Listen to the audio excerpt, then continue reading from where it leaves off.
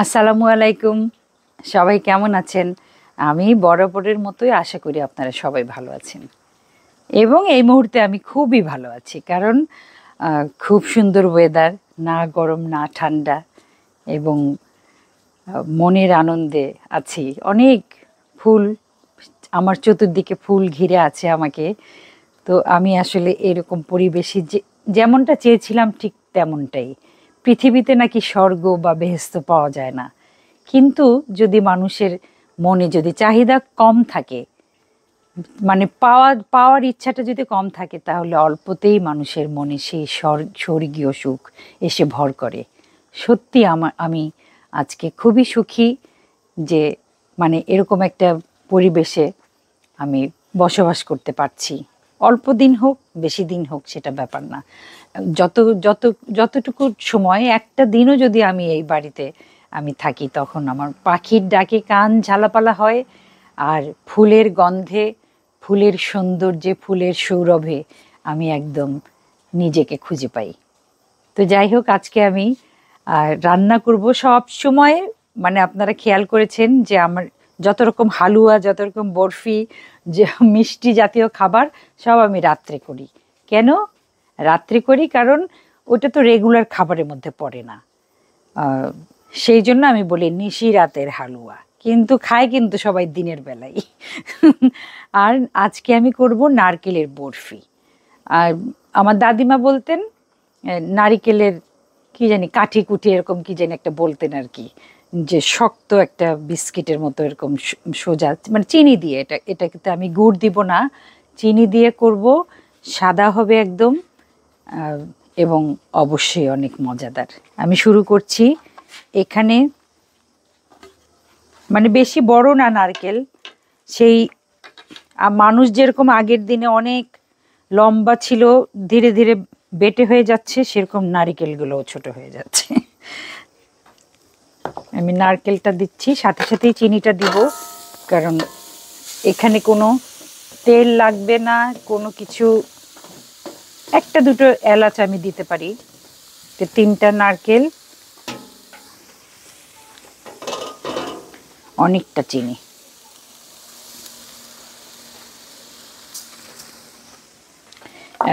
এটা যখন কষাতে কষাতে একটুখানি পরে আমি এলাচটা দিব।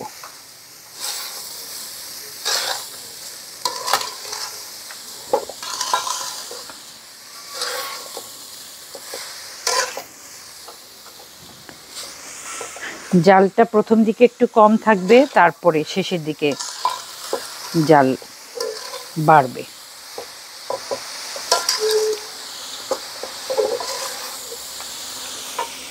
সবসময় যেরকম রান্না করতে করতে গল্প করি, এই রান্নাটাতে আমি সেই সুযোগটা পাচ্ছি না, কারণ আমাকে অনবরত দেখতে হবে। তার মধ্যেও নারকেলের গুণগান গাই। আমি কিন্তু কোনো নারকেল কোম্পানিতে চাকরি করি না। মানে নারকেল আমাদের মেটাবলিজম সিস্টেম ঠিক করে। আমরা অনেক ভুলভাল খাবার খাই, অনেক টক্সিন ঢুকে আমাদের শরীরে, ফ্রি র্যাডিক্যাল, যেটা আমাদের অনেক ক্ষতি করে।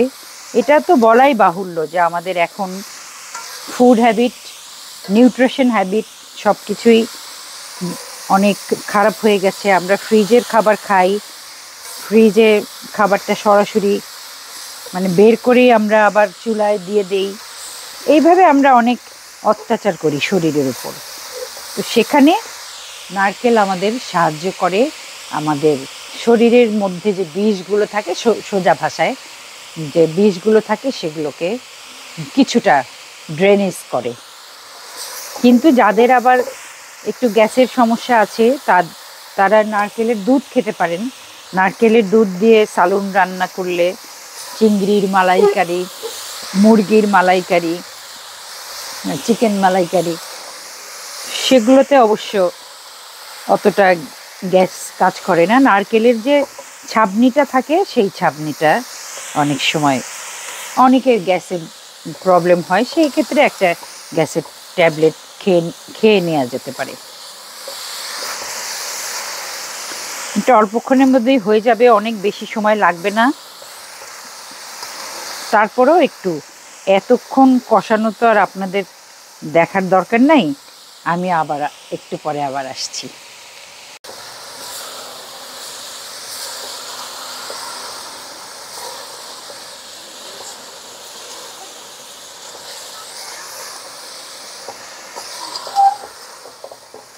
ওই যে বলছিলাম না যে নারকেলের লাঠি আমার দাদিমা বলতেন, ও ভুলভাল বলে ফেলেছি। আমার দাদিমা বলতেন নারকেলের তক্তি।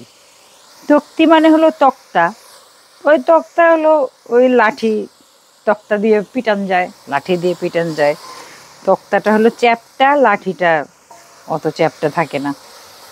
দাদিমা বলতেন নারকেলের তক্তি, মানে একটু শক্ত করে একদম সমান করে বসাতেন, আর বরফির মতো বা চারকোনা যেভাবেই খুশি উনি কাটতেন।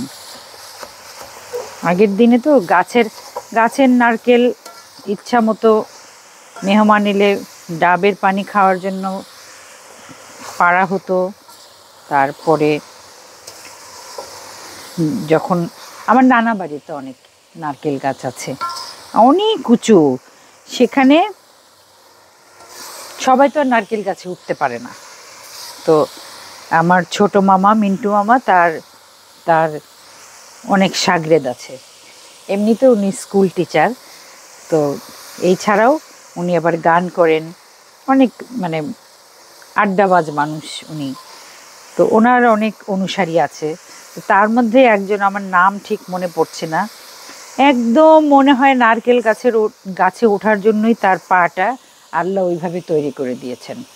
তো একদম এরকম কোনো কিছু সাহায্য ছাড়া, দড়ি টড়ি কোনো কিছু লাগতো না।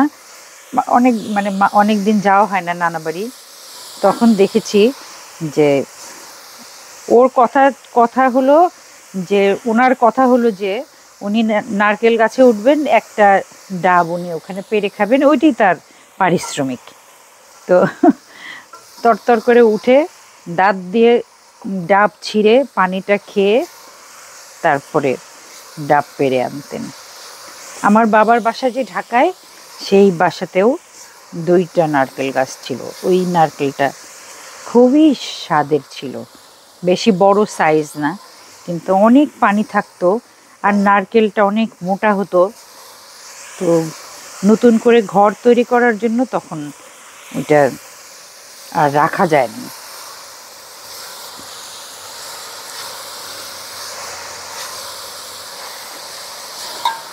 আমি এখানে ইচ্ছা করলে একটু গুঁড়া দুধ দিতে পারি,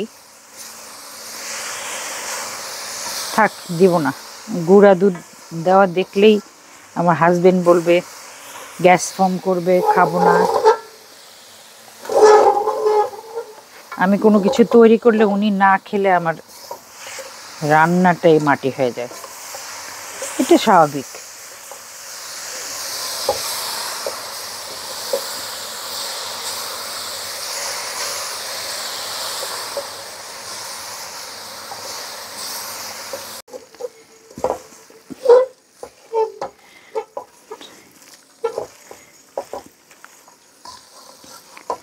আমার তক্তি হয়ে এসেছে, যে উল্টে মানে তেল বের হয়ে গেছে, তারপরে উল্টে আসছে, এটা আমি নামিয়ে নিচ্ছি।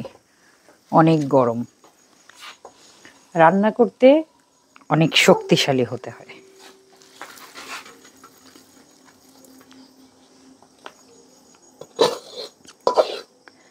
আমি কোনো নারীবাদী মানুষ না, পুরুষবাদী তো অবশ্যই না, আমি মানুষবাদী মানুষ।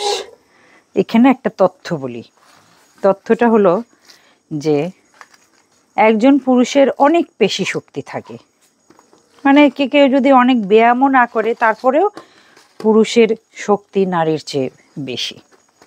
কিন্তু নারীর যতটা পেশি শক্তি আছে, তিনি সারা জীবন পুরা শক্তিটাই ব্যবহার করেন। আর কিছু পুরুষ বাদে কেউ তাদের পেশি শক্তি ব্যবহার করেন না। পেশি শক্তি ব্যবহার মানে মারামারি কাটাকাটি, এটা বলছি না। যেমন আমি আমার ঘরের সুটকেস নামানো, বড় বড় জিনিস টানা, সব কিছু করি আমার দরকারে, আমি কখনো আমার সাহেবকে বলি না। তো ওনার তো মানে দরকার পড়ে না গায়ের শক্তি ব্যবহার করার। তো এরকম তার মানে কি হলো যে পুরুষের অনেক শক্তি, কিন্তু সেটা তারা ব্যবহার পরিপূর্ণভাবে ব্যবহার করেন না। কিন্তু নারী মা খালারা তারা তাদের যতটুকু শক্তি পুরাটাই ব্যবহার করেন, এবং মৃত্যু যন্ত্রণার চেয়েও অনেক বেশি যন্ত্রণা সয়ে তারা সন্তান জন্ম দেন। এই কথাটা বারবার আমার মনে হয়। রান্না করতে খুব ছোট ছোট কারণে মনে হয়, রান্না করতে গেলে বেশি মনে হয়, কারণ রান্না করার সময় যে হাঁড়ি ধরে এরকম নামানো, বড় বড় বাবুর্চিরা কাজ করেন, তাদের অনেক বৈঠার মতো সরঞ্জাম থাকে, বড় বড় পাতিল থাকে, বড় বড় চুলা থাকে, কিন্তু আমরা অত সরঞ্জাম পাই না, তারপরেও আমরা অনেক কিছু করি। কি থুয়ে যে কি বলি কোন ঠিক নেই। এটা আমি একটুখানি ঠান্ডা হলে কেটে নিতে পারি, অথবা এখনই কাটতে পারি। যাই, এখনই কাটছি। কাছে আনো তৌহিদ। নারকেলের তক্তি হয়ে গেছে।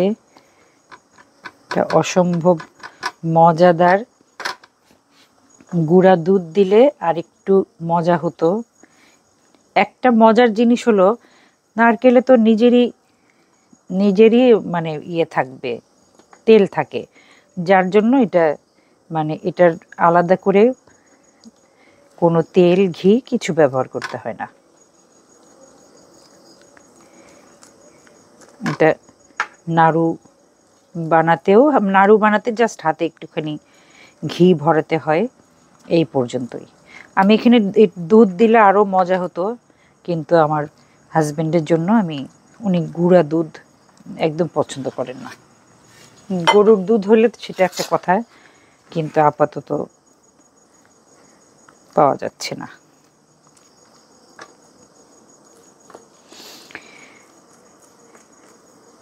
এই কাজগুলো, এই যে হালুয়া টালুয়া বানানোর কাজ, এটা আসলে দিনের বেলা করা খুব কঠিন, কারণ তখন বেসিক রান্না বাড়া থাকে এবং আরও অনেক কিছু থাকে। এবং আমি নতুন কাজে হাত দিয়েছি, আমার জনগণের সাথে অনেক কথা বলতে হচ্ছে, তারা আমার কাছে আসছেন, তাদের ফোন ধরা লাগতেছে। এরপরে একদম বাস্তবে আমি কাজ শুরু করব ইনশাল্লাহ শীঘ্রই। তখন আর আমার মনে হয় আমি কতটুকু কি সুযোগ পাবো আমি জানি না। তারপরও আমি আপনাদের সাথে ছিলাম, আপনাদের সাথেই থাকবো। আপনাদের ভালোবাসা, আপনাদের স্নেহ, আপনাদের আশীর্বাদ সব কিছু আমার মাথায় আছে। আপনাদের ভালোবাসাগুলো আমি দোয়া হিসেবে নিই। সবাই আমার নতুন জীবনের জন্য দোয়া করবেন, আমি যেন এখানেও সফল হই। আপনাদের সবার জন্য, পুরো পরিবারের জন্য অনেক ভালোবাসা, অনেক শুভাশিস, অনেক দোয়া।